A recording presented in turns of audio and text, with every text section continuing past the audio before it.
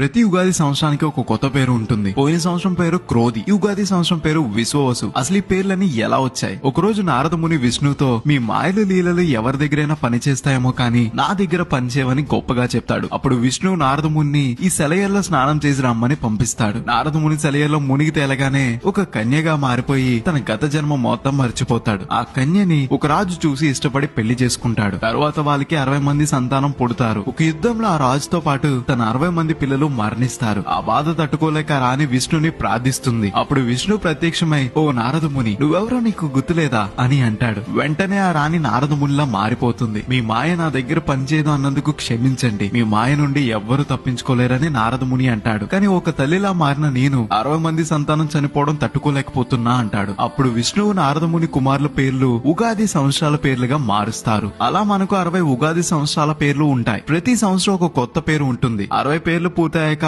మళ్లీ మొదటి నుండి ప్రారంభమవుతుంది. 2025 ఉగాది సంవత్సరం పేరు విశ్వావసు. ఇది నారద మహర్షి కుమారుల్లో ఒకరి పేరు. ఇది ఉగాది పేర్లు వెనుకున్న కథల్లో ఒక కథ. ఇలాంటి మరిన్ని వీడియోస్ కోసం గోదా స్టేషన్ ని ఫాలో అవ్వాలి మరి.